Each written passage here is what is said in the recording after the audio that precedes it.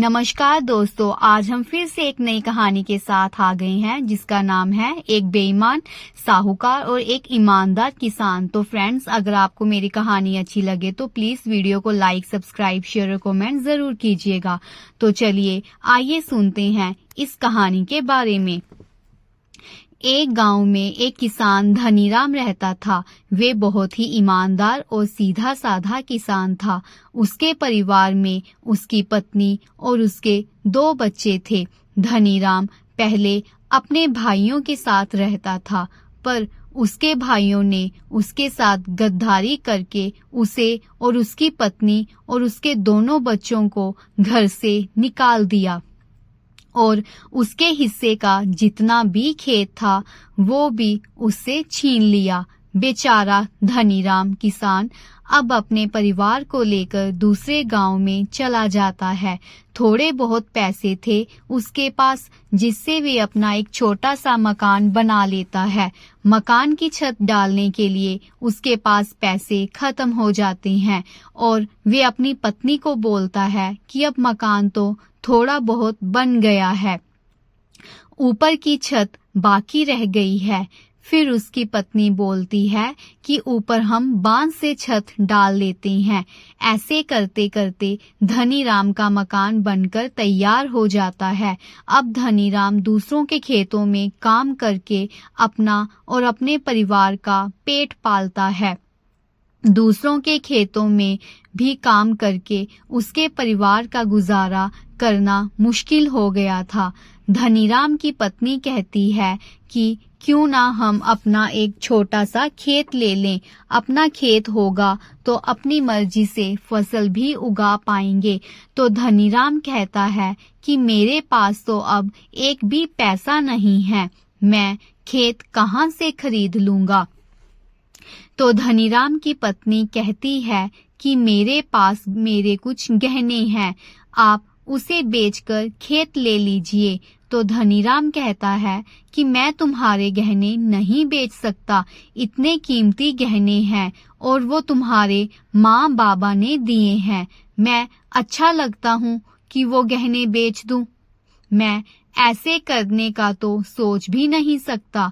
तो धनीराम की पत्नी कहती है कि मुझे गहने पहनने का बहुत ही कम शौक है, वैसे भी वो गहने अंदर ही तो पड़े हुए हैं, चलो किसी ना किसी तो काम आएंगे ही ना। मुझे इस बात की बहुत खुशी होगी कि हमारे पास भी अपना एक खेत है जहाँ पर हम कुछ भी उगा सकते हैं, और वैसे भी हम जब फसलें उगाएंगे तो काफी पैसे कमा लेंगे, जिससे आप मुझे फिर से गहने बनवा देना। तो धनीराम सोच में पड़ जाता है और फिर अपनी पत्नी को बोलता है कि चल ठीक है, मैं गहने बेचकर आता हूँ। उसकी पत्नी बोलती है कि मैं भी आपके साथ ही चलूंगी। तो धनीराम कहता है कि ठीक है, हम फिर आज शाम को ही चलते हैं। दोनों शाम को सुनियार के पास जाते हैं और गहने के बदले पैसे ले आते हैं। जब घर आते हैं तो धनीराम अपनी पत्नी को बोलता है कि मुझे पैसे बहुत कम लग रहे हैं। तो उसकी पत्नी बोलती है कि पहले आप खेत का तो पता कर लीजिए कि कितने पैसों के बारे में हम बाद में सोचेंगे। तो धनीराम कहता है कि तुम ठीक कह रही हो। अगली सुबह ही धनीराम खेत का पता करने के लिए चला जाता है और जब शाम को घर वापिस आता है तो उसकी पत्नी बोलती है कि खेत मिल गया क्या। तो धनीराम एकदम सुन्न हो जाता है। उसकी पत्नी दोबारा बोलती है कि क्या हुआ आपको, आप इतने चौंक क्यों गए हो। तो धनीराम कहता है खेत तो मैं देख आया हूँ और मुझे पसंद भी आ गया है, पर एक समस्या आ गई है, पैसे कम पड़ रहे हैं। तो उसकी पत्नी बोलती है कि अब हम क्या करेंगे, कहाँ से लाएंगे पैसे। 2-3 दिन दोनों सोचते रहते हैं। फिर धनीराम अपनी पत्नी को बोलता है कि क्यों ना हम साहूकार से कुछ पैसे उधार ले लें और जब हमारे पास कुछ पैसे इकट्ठे हो जाएंगे तो उन्हें वापस कर देंगे। तो उसकी पत्नी बोलती है कि आप सही कह रहे हो। शाम को फिर से धनीराम साहूकार के पास जाता है और उनको बोलता है कि मुझे कुछ पैसों की जरूरत थी। तो धनी राम जिस साहूकार के पास जाता है वो साहूकार बेईमान इंसान था। साहूकार जब धनी राम को देखता है तो सोचता है कि ये तो बहुत ही सीधा साधा किसान लग रहा है। धनी राम फिर साहूकार को बोलता है कि मुझे एक खेत लेना है और उसके लिए मुझे कुछ पैसों की जरूरत थी। तो साहूकार पूछता है कि अच्छा कितने पैसे चाहिए तुम्हें?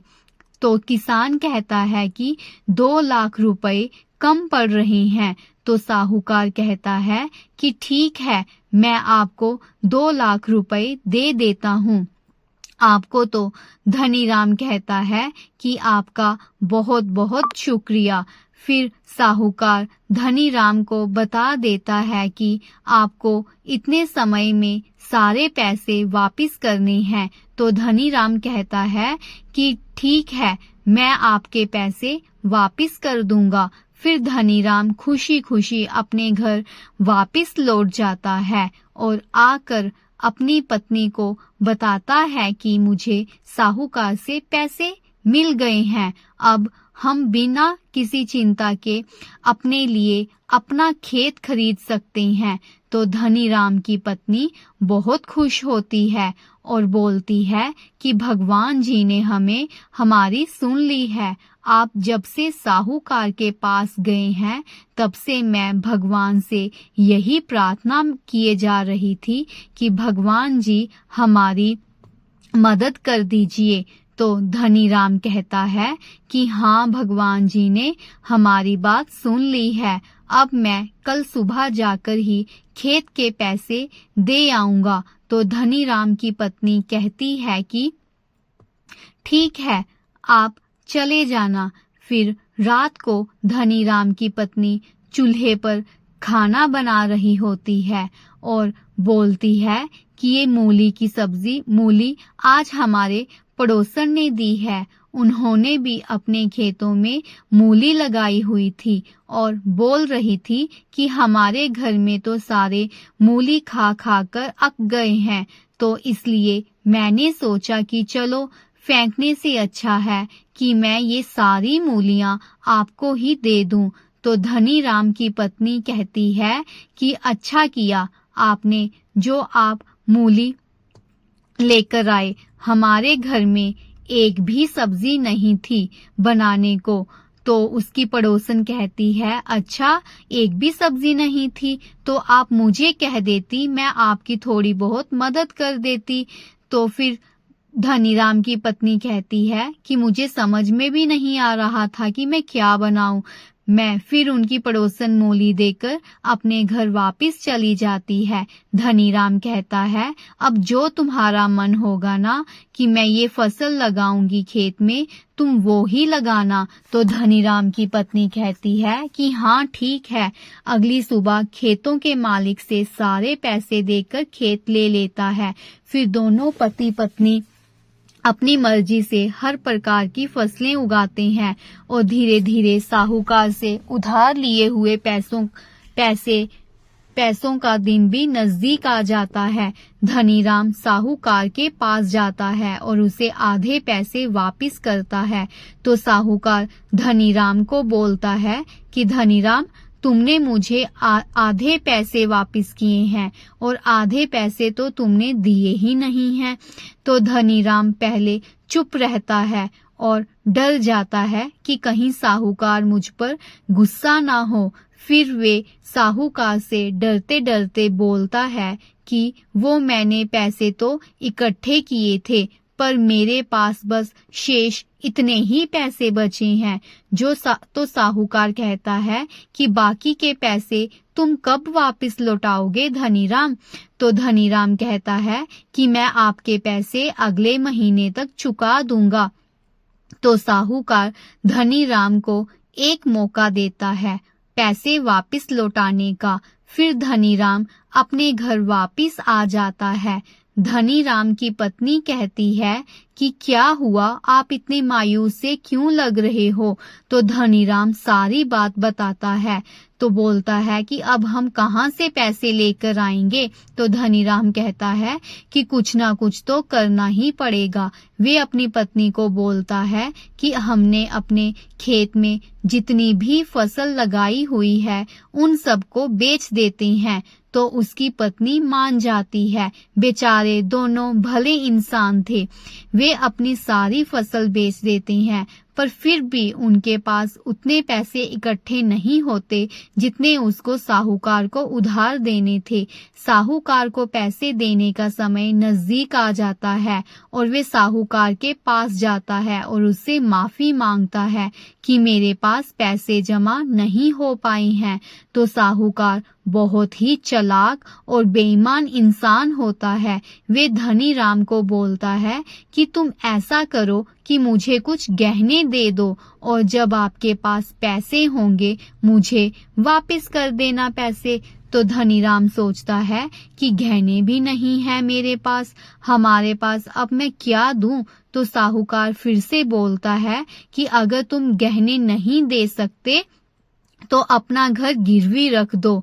तो धनीराम सोच में डूब जाता है और सोचता है अगर घर भी मेरे से चला गया तो हम कहाँ पर रहेंगे, हम तो सड़क पर आ जाएंगे। एक तो हमारे भाई साहब ने भी हमको घर से बाहर निकाल दिया, अब हम इधर से भी जाएंगे।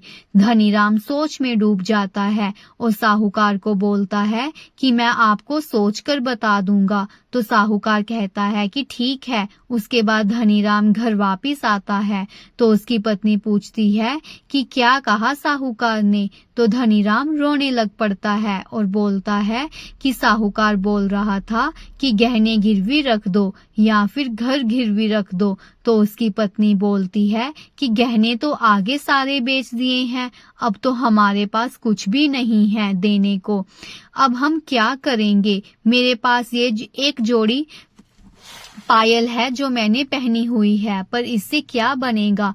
तो धनीराम अपनी पत्नी को बोलता है तुम्हें अपनी पायल उतारने की कोई जरूरत नहीं है। मैंने तुमसे पहले भी कहा था कि गहने नहीं बेचने, पर तुमने मेरी एक बात भी नहीं मानी। अब मैं क्या करूं? फिर उसकी पत्नी बोलती है कि मैं अपनी पड़ोसन से बात करती हूँ, क्या पता वो हमारी मदद कर दे। तो धनीराम कहता है कि क्या वो सच में हमारी मदद करने को तैयार होगी? तो उसकी पत्नी बोलती है कि वो बहुत अच्छी है, वो हमारी मदद जरूर करेगी। मैं अभी उसे पूछकर आई। जब उसकी पत्नी अपनी पड़ोसन के पास जाती है तो देखती है कि उसके घर के दरवाजे पर तो ताला लगा हुआ है और वे साथ वाले घर से पूछती है कि कहाँ गए हैं? तो वे बोलते हैं कि वे अपने गांव में गए हैं, अब वे पता नहीं कब तक आएंगे। तो धनीराम की पत्नी मुंह लटकाकर वापिस अपने घर लौट आती है और अपने पति को बोलती है कि वो तो घर पर है ही नहीं, अब हम क्या करेंगे? हमारा तो कोई रिश्तेदार भी नहीं है हमारी मदद करने। भाई साहबों ने तो हमें पहले ही घर से बाहर निकाल दिया है, अब हम किसके पास जाएंगे? तो धनीराम कहता है कि हमें अपना घर गिरवी रखना पड़ेगा और जब हमारे पास पैसे जमा हो जाएंगे तो हम अपना घर छुड़ा लेंगे। अब यही रास्ता है हमारे पास और तो कुछ भी नहीं है। तो कुछ भी समझ में हमें नहीं आ रहा। अगले दिन वे साहूकार के पास जाता है और अपने घर के कागज गिरवी रख देता है। साहूकार ये देखकर बहुत खुश होता है और सोचता है कि अब ये तो नहीं मिलने वाले तुम्हें घर के कागज। धनीराम कहता है कि मेरे पास थोड़े दिन तक पैसे जमा हो जाएंगे और मैं अपना घर छुड़ा लूंगा। तो साहूकार कहता है कि ठीक है, तुम्हारे पास जब पैसे होंगे अपने घर के कागज वापिस ले लेना। उसके बाद धनीराम अपने घर वापिस चला जाता है। धनीराम अपने खेतों में कितनी सारी फसलें उगाता है और फिर उसकी पत्नी भी दूसरों के घरों में जाकर काम करती है और उन्हीं पैसों से वे अपने घर का गुजारा कर लेती है। बच्चों की स्कूल की फीस भी दे देती है और घर का भी गुजारा कर लेती है। धनीराम उधर धनीराम खेतों से जो भी फसल बेचता उसके पैसे अपने पास जमा करता जाता और 3-4 महीनों के बाद सारे पैसे इकट्ठे कर लेता है और अपनी पत्नी को बोलता है कि चलो अब मैंने सारे पैसे इकट्ठे कर लिए हैं, अब मेरे को ऐसे लग रहा है जैसे मेरे दिल का भार हल्का हो गया हो। अब मैं साहूकार को उसके सारे पैसे वापस कर दूंगा और अपने घर के कागज वापस ले लूंगा। तो उसकी पत्नी बोलती है कि हाँ जी, अब तो हमारे सिर से कर्जे का बोझ उतर गया है। धनीराम की पत्नी कहती है कि कल हम सुबह मंदिर में माता रानी के दर्शन करके आएंगे और फिर हम दोनों साहूकार को उसके पैसे वापस कर देंगे और उससे अपने घर के कागज वापस ले लेंगे। दोनों सुबह पति पत्नी अपने बच्चों को स्कूल में छोड़कर साहूकार के पास जाते हैं और साहूकार को बोलते हैं कि आपका बहुत बहुत धन्यवाद, आपने हमारी मदद की। और फिर धनीराम साहूकार को बोलता है कि ये लीजिए आपके पैसे। साहूकार सारे पैसे गिनता है जो धनीराम ने साहूकार को दिए थे और बोलता है कि आपके पैसे पूरे हैं और आपका कर्जा भी खत्म हो गया है। तो धनीराम कहता है कि आप अब हमारे घर के कागज वापस कर दीजिए, अब ये भी काम खत्म हो जाएगा। तो साहूकार कहता है कि कौन से कागज की बात कर रहे हैं आप?